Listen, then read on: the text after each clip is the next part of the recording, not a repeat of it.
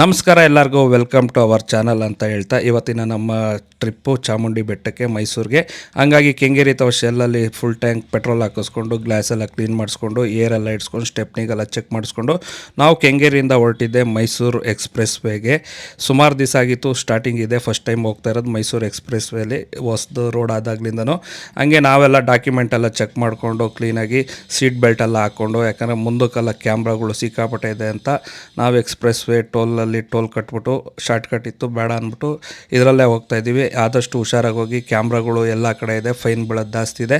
Central ಹೋಗಿರೋರು ಗೊತ್ತಿರ್ತದೆ, ಹೊಸಬರು ಹೋದವರು ಹುಷಾರಾಗಿ ಹೋಗ್ರಿ ಅಂತ ಹೇಳ್ತಾ ಇದ್ದಂಗೆ ಎಕ್ಸಿಟ್ ಆಗ್ತಾ ಇದ್ದಂಗೆ Columbia Asia signal central starting Mysuru signal ಹತ್ರ ಬಂದು ಮೈಸೂರಲ್ಲಿ ತುಂಬ ಜಾಮ್ ಆಗಿತ್ತು. ನಾವು ಹೋಗಿರೋದು ಇವತ್ತು ಬುಧವಾರ, ಯಾಕಂದರೆ ಕಡಿಮೆ ಇದೆ ರಶ್ಶು ಅಂತ. ವೀಕ್ ಡೇಸ್ ಹೋದರೆ ರಶ್ಶು ಜಾಸ್ತಿ. ಹಂಗೆ ಮೈಸೂರು ಲೆಫ್ಟ್ ಎತ್ಕೊಂಡು ಗೂಗಲ್ ಮ್ಯಾಪ್ ಪ್ರಕಾರ ನಾವು ಹೊರಟು ಮೈಸೂರು ಚಾಮುಂಡಿ ಬೆಟ್ಟಕ್ಕೆ ಹೋಗ್ತಾ ಇದ್ದಾಗೆ. ಮೈಸೂರು ತುಂಬ ಚೆನ್ನಾಗಿದೆ, ಸಿಟಿ ಮಾತ್ರ. ಅಲ್ಲಿ ಟ್ರಾಫಿಕ್ಕು ಅಷ್ಟೇ, ಟೂ ವೀಲರೆಲ್ಲ ಲೆಫ್ಟ್ ಸೈಡಲ್ಲೇ ಹೋಗ್ತಾ ಇರ್ತದೆ, ಅದೊಂದು ಖುಷಿ. ಮೈಸೂರಲ್ಲಿ ರೋಡೆಲ್ಲ ಅಗಲ ಇದೆ. ಬನ್ನಿ ಬೆಟ್ಟದ ಕಡೆಗೆ ಹೋಗೋಣ.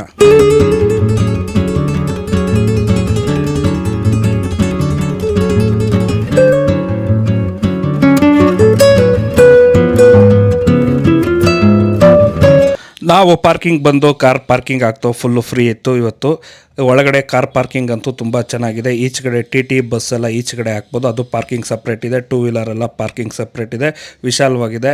ಭಾನುವಾರ ಶನಿವಾರ ರಜದ ದಿವಸ ಹಿಂಗಂತ ನಮ್ಗೆ ಗೊತ್ತಿಲ್ಲ, ಆದರೆ ಮಾಮೂಲಿ ದಿವಸದಲ್ಲಿ ಈ ಥರ ಇದೆ. ಕಾರ್ ಪಾರ್ಕಿಂಗ್ ಎಲ್ಲ ಫುಲ್ಲು ಫ್ರೀಯಾಗಿ, ದುಡ್ಡೇನಿಲ್ಲ, ಫಾಸ್ಟ್ಯಾಗಲ್ಲಿ ಕಟ್ಟಾಗುತ್ತೆ. ನಾನು ದುಡ್ಡು ಕೊಟ್ಟು ವೇಸ್ಟ್ ಮಾಡಿಕೊಂಡೆ.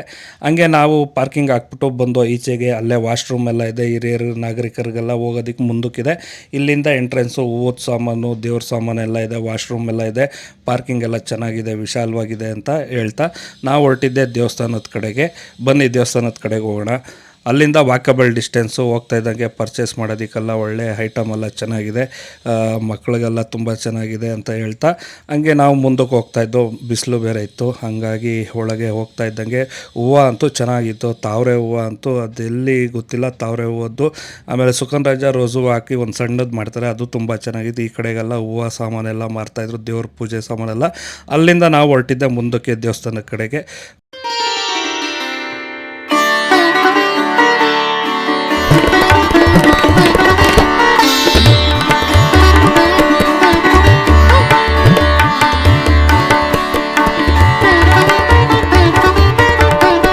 ನಾವು ನಿಂತಿದ್ದೆ ಫ್ರೀ ದರ್ಶನಕ್ಕೆ. ಬನ್ನಿ ದರ್ಶನ ಮಾಡ್ಕೊಂಡು ಹೇಳ್ತೀನಿ. ದರ್ಶನ ಮುಗಿಸ್ಕೊಂಬಂತು, ದರ್ಶನ ಆಯಿತು ಫುಲ್ಲು. ಎಲ್ಲ ಇದೆಲ್ಲ ತೊಗೊಂಡು ಪ್ರಸಾದ ಎಲ್ಲ ತಿರುಗಿಸಿ ಕಡೆಗೆ ಹಿಂಗೆ ನಮ್ಮ ಹುಡುಗನಿಗೆ ದರ್ಶನ ಮಾಡಿಬಿಟ್ಟು ಈ ಎದುರುಗಡೆ ಕೂತ್ಕೊಂಡು ದೇವಿಗೆ ಪ್ರಾರ್ಥನೆ ಮಾಡಿ ತುಂಬ ಚೆನ್ನಾಗಿತ್ತು. ದೇವಿ ಅಂತೂ ತುಂಬ, ಚಾಮುಂಡಿ ದೇವಿ ತುಂಬ ಚೆನ್ನಾಗಿ ಕಾಣ್ತಾಯಿತ್ತು. ನಾನು ಚಿಕ್ಕ ಹುಡುಗ ಆಗದಾಗ ನನ್ನ ತಂದೆ ತಾಯಿ ಕರ್ಕೊಂಬಂದಿರೋ ಅದು ಜ್ಞಾಪನ ಇಲ್ಲ. ಅದಾದಮೇಲೆ ನಾನು ಇದೇ ಫಸ್ಟ್ ಬರ್ತಾಯಿದ್ದೆ ನಮ್ಮ ಹುಡುಗನ ಕರ್ಕೊಂಡು.